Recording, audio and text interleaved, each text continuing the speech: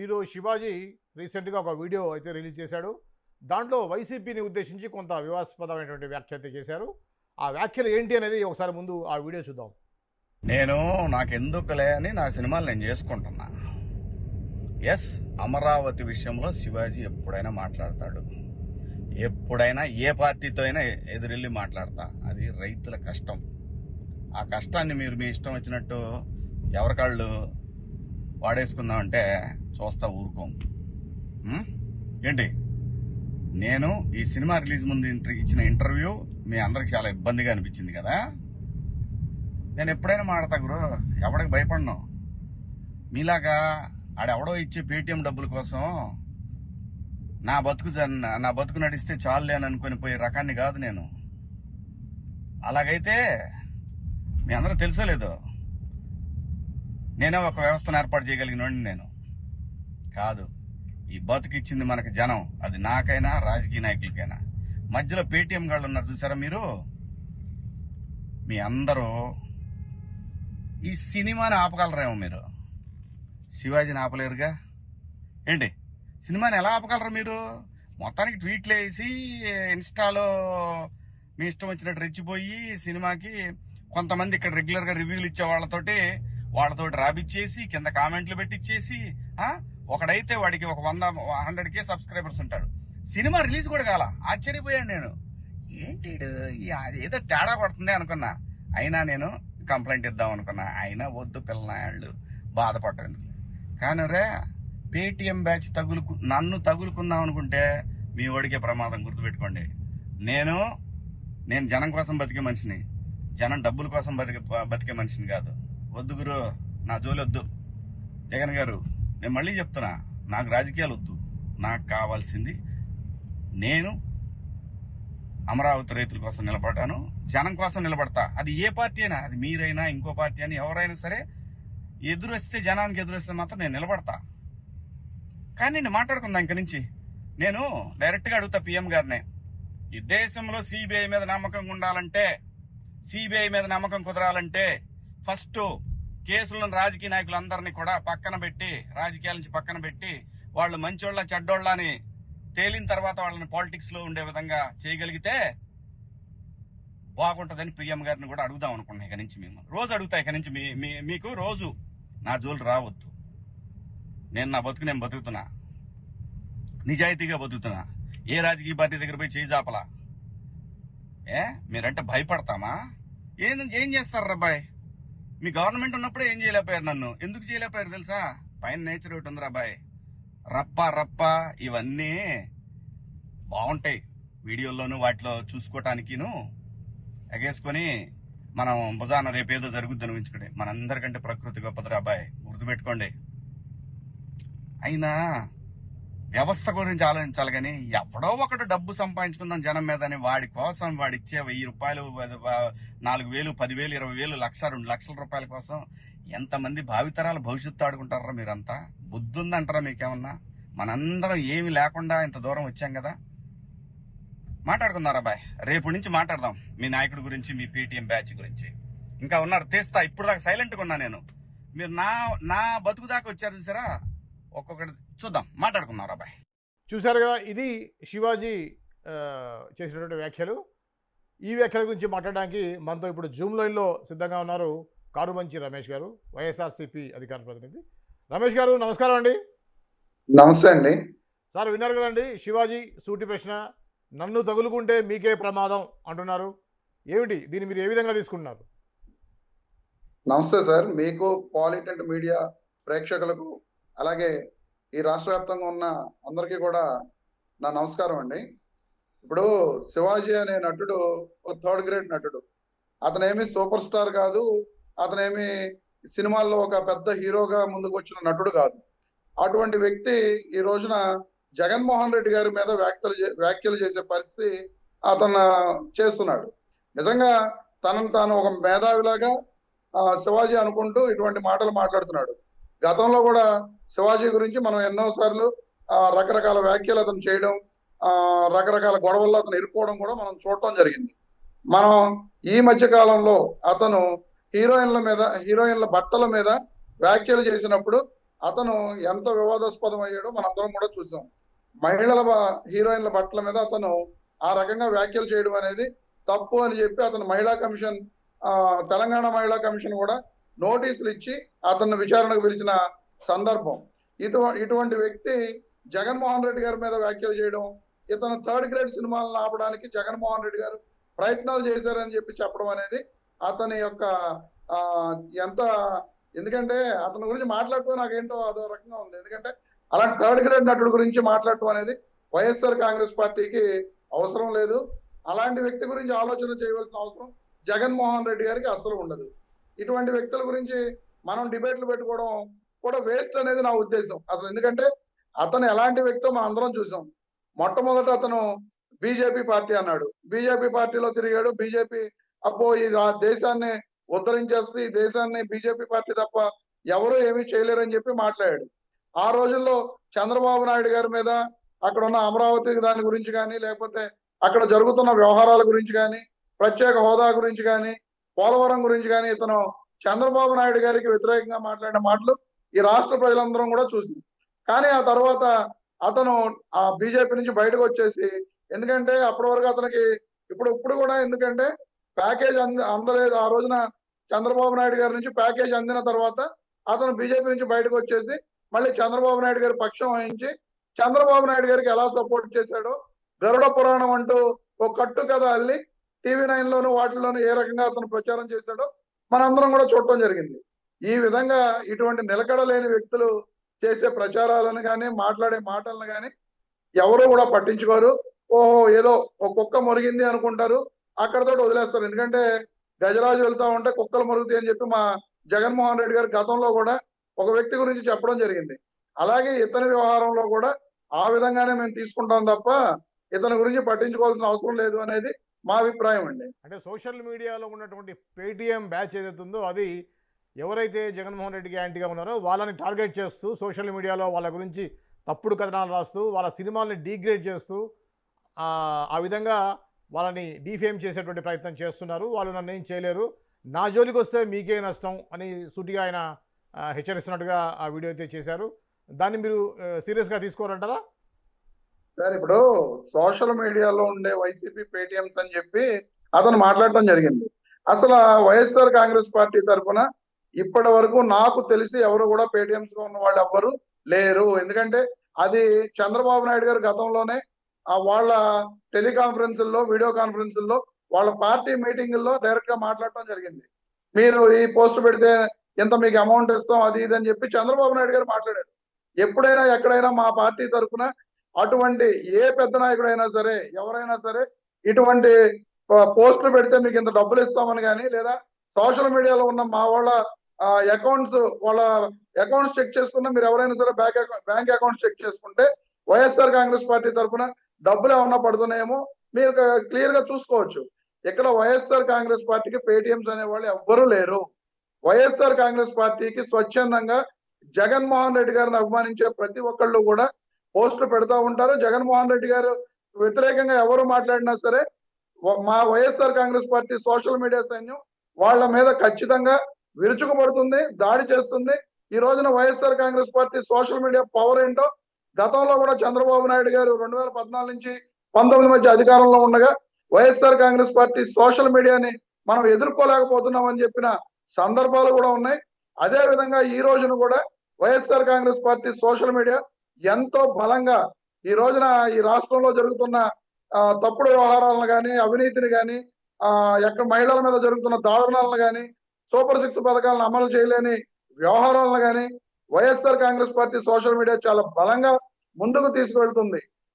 ఈ వ్యవహారంలో శివాజీ గారు చెబుతున్నట్లుగా ఎక్కడా కూడా వైఎస్ఆర్ కాంగ్రెస్ పార్టీ పేటిఎంస్ అనేది ఉండదు. YSR Congress party social media చాలా బలంగా పనిచేస్తుంది తప్ప ఇతను మాట్లాడినట్టు ఇతను పేటిఎం, ఇతను హై ప్రొఫైల్ పేటిఎం. ఇతను ఇంతకుముందే చెప్పడం జరిగింది, నేను చంద్రబాబు నాయుడు గారు ప్యాకేజ్ ఇవ్వనంత వరకు అతను చంద్రబాబు నాయుడు గారికి వ్యతిరేకంగా మాట్లాడిన మాటలు మనందరం చూసాం.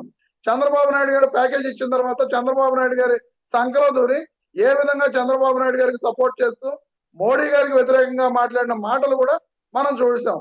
సో ఇతను హై ప్రొఫైల్ పేటిఎం తప్ప YSR Congress party social media వాళ్ళు ఎవరు కూడా పేటిఎం కాదు అనేది ఈ శివాజీ అనే థర్డ్ గ్రేడ్ నటుడు తెలుసుకోవాలని చెప్పి నేను తెలియజేస్తున్నానండి. అంటే ఆయన చెప్పేది ఏంటంటే, నేను ప్రజల వైపు మాట్లాడతాను, ప్రజలకు వ్యతిరేకంగా ఎవరు చేసినా కూడా దానికి నేను వ్యతిరేకిస్తాను.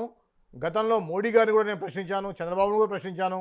పోలవరంలో కానీ, అమరావతి విషయంలో కానివ్వండి, స్పెషల్ ప్యాకేజీ సంబంధించి కానీ, వీటన్ని విషయాలు కూడా నేను ప్రజల వైపు మాట్లాడాను. అంతే తప్పించి నేను ఏ పార్టీ కాదు, నా సినిమాలు నేను చేస్తున్నాను, అనవసరంగా నన్ను గెలుగుతున్నారు అనేది ఆయన చెప్పేటువంటి మాట. మీరేమంటారు? సార్ ఇప్పుడు అతను ప్రజల కోసం పోరాటం చేసే వ్యక్తి అయితే ఈ 2 సంవత్సరాలుగా ఈ రాష్ట్రంలో గతంలో ఇదే వ్యక్తి ఆంధ్రప్రదేశ్ అప్పుల పాలు చేసేస్తున్నాడు. జగన్మోహన్ రెడ్డి 3,32,000 కోట్ల రూపాయలు అప్పులు 14 లక్షల కోట్ల రూపాయలు అప్పులు చేస్తారని చెప్పి ఇదే నటుడు శివాజీ మాట్లాడటం జరిగింది. ఈ రోజు 20 నెలల్లో 3,32,000 కోట్ల అప్పు చేసినా సరే ఎక్కడైనా ఈ 20 నెలల్లో ఈ శివాజీ అనే వ్యక్తి మాట్లాడటం మీరు చూసారా సార్? ఈ ఆంధ్రప్రదేశ్ రాష్ట్రంలో మహిళల మీద, చిన్న పిల్లల మీద ఎన్నో దారుణాలు జరుగుతున్నాయి, రేపులు జరుగుతున్నాయి, ప్రతి చోట హత్యలు జరుగుతున్నాయి, గంజాయి విపరీతంగా జరుగుతుంది, ఎక్కడ పడితే అక్కడ రేషన్ మాఫియా జరుగుతుంది, మట్టి గ్రావెల్ దోచుకుంటున్నారు, గడప గడపకి మద్యం వెళ్తుంది. అసలు గతంలో జగన్మోహన్ రెడ్డి గారి ప్రభుత్వంలో ఎక్కడ బెల్ట్ షాపులు అనేవి లేవు. మరి ఈ రోజున గడప గడపకి బెల్ట్ షాప్ కనపడుతుంది. మరి నిజంగా అక్రమాలపై, అన్యాయాలపై ప్రశ్నించే వ్యక్తి అయితే ఈ థర్డ్ గ్రేడ్ నటుడు శివాజీ ఈ 20 నెలల్లో ఈ అక్రమాల, అన్యాయాలపై ఎందుకు ప్రశ్నించలేదు? ఈ రోజున అతని సినిమా ఎప్పుడు రిలీజ్ అయిందో ఏంటో కూడా నిజంగా నాకు కూడా తెలియదండి అతని సినిమా ఉన్నట్టు. ఈ రోజు నిన్న అతని వీడియో చూసిన తర్వాత మాత్రమే ఇతని సినిమా ఒకటి ఆ తర్వాత నేను గూగుల్ చేస్తే ఇతని సినిమా ఒకటి మే 6వ తారీఖున రిలీజ్ అయిపోయిందా అని చెప్పి నాకు అప్పుడు తెలిసింది తప్ప అప్పటి వరకు ఇతను సినిమా ఒకటి నిర్మాతగా నిర్మించాడు, ఆ సినిమా ఒకటి పోయింది అనేది నాకు కూడా తెలియదు. మరి ఇటువంటి థర్డ్ గ్రేడ్ నిర్మాతలు, నటులు ఆయన శివాజీ ముందుకు వచ్చి ఈ రోజున నేను కూడా చూస్తాను, నేను కూడా తేల్చుకుంటాను, నన్ను కెలక్కండి, ఏదేవో చాలా పెద్ద పెద్ద మాటలు మాట్లాడుతున్నాడు. నువ్వు కెలికావు, ఎవరో నిన్ను కెలగలా. నువ్వు జగన్మోహన్ రెడ్డి గారి కాలి గోటికి కూడా సరిపోలేనటువంటి వ్యక్తివి నువ్వు జగన్మోహన్ రెడ్డి గారు నా సినిమా ఆపిచ్చారు, లేకపోతే నా సినిమాపై నెగిటివ్ రిపోర్ట్లు రాపిచ్చారు. అసలు నువ్వెంత, నీ సినిమా ఎంత, ఇదెంత? దానికి జగన్మోహన్ రెడ్డి గారు నీ సినిమాను ఆపించాలా, నీ సినిమాపై నెగిటివ్ రిపోర్ట్లు రాపించాలా? ఇటువంటి పిచ్చి పిచ్చి మాటలు. ఎందుకంటే సార్ మీకు అర్థమైందో లేదో, అతను ఆ సినిమాలో నిర్మాతగా డబ్బులు పెట్టి ఉంటాడు, ఆ సినిమా పోయింది, అట్టర్ ఫ్లాప్ అయింది, ఆ ఫ్రస్ట్రేషన్ లో డబ్బులు రావు, అతను లాక్ పడిపోతాడు, ఏం చేయాలో అర్థం కావట్లా. ఆ ఫ్రస్ట్రేషన్ లో మళ్ళీ జగన్మోహన్ రెడ్డి గారి మీద నిందలు వేసి జగన్మోహన్ రెడ్డి గారి పార్టీ మీద, లేదా జగన్మోహన్ రెడ్డి గారి YSR Congress party social media మీద మళ్ళీ నేను వ్యతిరేకంగా మాట్లాడితే మళ్ళీ చంద్రబాబు నాయుడు గారు పిలిచి నాకు ఎంతో కొంత ప్యాకేజ్ ఇచ్చి నేను నష్టపోయిన సినిమా యొక్క దాన్ని మొత్తం మళ్ళీ నాకు డబ్బులు నాకు ఇస్తారనే ఉద్దేశంతో ఈ విధమైన వ్యాఖ్యలు చేసినట్లుగా నేను భావిస్తున్నాను. ఖచ్చితంగా శివాజీ అనే వ్యక్తి ప్రజల కోసం నిలబడే వ్యక్తి అయితే ఈ 20 నెలలుగా ఈ ఆంధ్రప్రదేశ్ రాష్ట్రంలో జరిగిన దారుణాలను ప్రశ్నించమనండి. నిన్ననే కాగ్ చెప్పింది, ఆర్థిక విధ్వంసం జరుగుతుంది రాష్ట్రంలో, ఎఫ్ఆర్బిఎం చట్టాలను ఉల్లంఘించి మరి అప్పులు చేస్తున్నారు చంద్రబాబు నాయుడు గారి కుటుంబ ప్రభుత్వం. పోలవరం చంద్రబాబు 2017-18-19 మధ్య ఆ డయాఫ్రమ్ వాళ్ళని కట్టిన లోపాల కారణంగానే పోలవరం యొక్క డయాఫ్రమ్ వాల్స్ కొట్టుకుపోయినాయి, కాపర్ డ్యాం దెబ్బతిన్నది అని చెప్పి కాగ్ రిపోర్ట్లు ఇచ్చింది. మరి ఈ రోజు వీటన్నిటి మీద ప్రశ్నించడే శివాజీ గారు మళ్ళీ ఆల్రెడీ 33,000 ఎకరాలు తీసుకుని ఆ 33,000 ఎకరాలు కాకుండా మరో 40,000 ఎకరాలు రైతుల వద్ద నుంచి తీసుకోవడానికి చంద్రబాబు నాయుడు, పవన్ కళ్యాణ్ గారు ప్రయత్నం చేస్తుంటే మరి దాని మీద ప్రశ్నించడే ఈ శివాజీ. ఈ రోజున సినిమా పోయేటప్పటికి రేపు పొద్దున్న నేను జగన్మోహన్ రెడ్డి గారిని ఏం మాట్లాడాలో అది మాట్లాడతాను, నన్ను ఎవరో ఆపలేరు అని మాట్లాడటం అనేది అతని ఫ్రస్ట్రేషన్, సినిమా పోయిన ఫ్రస్ట్రేషన్ లో అతను మాట్లాడుతున్న మాటలుగా నేను భావిస్తున్నానండి. అయితే రమేష్ గారు, ఇప్పుడు శివాజీ చేసిన ఈ వ్యాఖ్యల్ని ఆయన సినిమాకి పబ్లిసిటీ స్టంట్ లాగా వాడుకునేటువంటి ప్రయత్నం చేస్తున్నాడు అంటారు? ఖచ్చితంగా అంతే.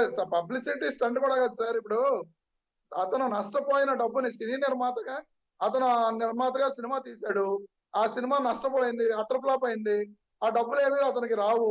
ఇప్పుడు అతను ఈ విధంగా పబ్లిసిటీ స్టంట్ చేసినా సరే అతనికి డబ్బులు రావు.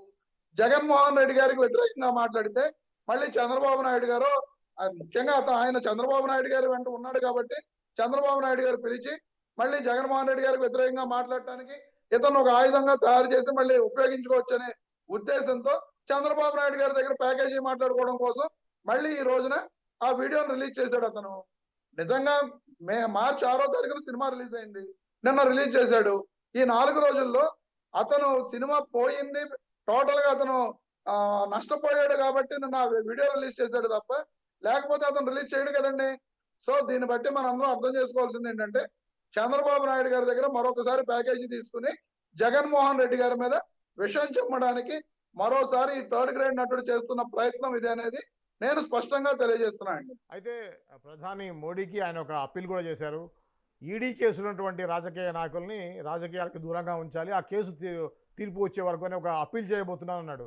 దాన్ని మీరు ఏ విధంగా చూస్తారు? సార్ ఇప్పుడు ఈ కేసులో ఉన్న రాజకీయ నాయకుల్ని రాజకీయాలకు దూరంగా ఉంచాలని చెప్పి మొట్టమొదట నేను మోడీ గారిని అప్పీల్ చేయబోతున్నానని చెప్పి అతను చెప్పడం జరిగింది. చంద్రబాబు నాయుడు గారి మీద ఇవాళ అన్ని కేసులు ఉన్నాయి, సిబిఐ ఈడీ కేసెస్ కూడా ఉన్నాయి. అన్ని సిబిఐ కేసెస్ మొన్న సిఐడి కేసులను కూడా అతను చంద్రబాబు నాయుడు గారు కోర్టులో కొట్టించుకోవడం జరిగింది. మిగతా ఇన్నర్ రింగ్ రోడ్ కేసు కానీ అవి కానీ ఇంతవరకు కొట్టలేదు. ఈ రోజు హైకోర్టులో కేసు ఉంది.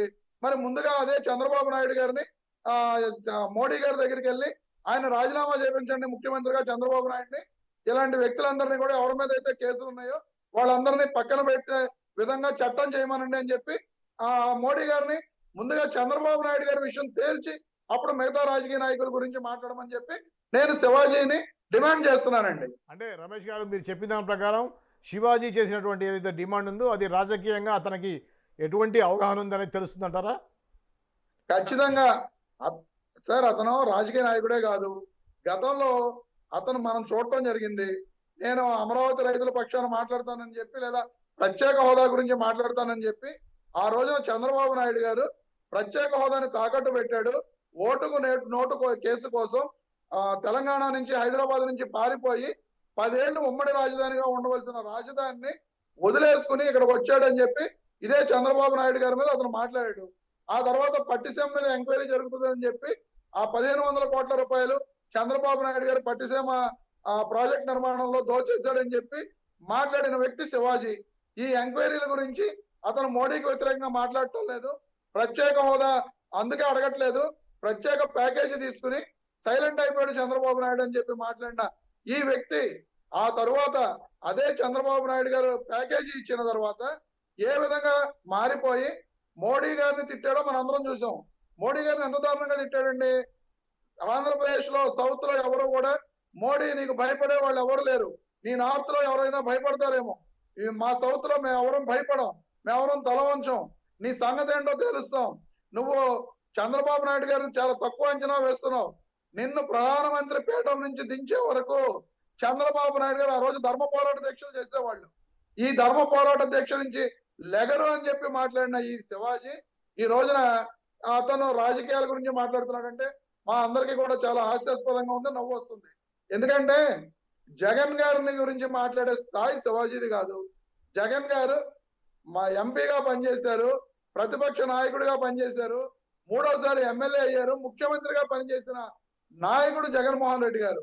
అటువంటి జగన్మోహన్ రెడ్డి గారిని ఈ వ్యక్తి అసలు 3rd గ్రేడ్ నటుడైన శివాజీ మాట్లాడటం అనేది చాలా అవివేకం. అతని అపరిపక్వ రాజకీయాలకు అతని ఎందుకంటే ఇప్పుడు నష్టపోతున్నాడు కాబట్టి సినిమా తీసి ఆ ఫ్రస్ట్రేషన్ లో మాట్లాడుతున్న మాటలు తప్ప అవి వేరే ఏం కాదనేది ఈ రాష్ట్ర ప్రజలందరికీ కూడా క్లియర్ గా అర్థమవుతుంది అనేది చెబుతున్నానండి మీకు. ధన్యవాదాలు రమేష్ గారు. ఇది హీరో శివాజీ సంబంధించినటువంటి ఇష్యూలో వైఎస్ఆర్సీపీ యొక్క రెస్పాండ్ రమేష్ గారు చెప్పారు.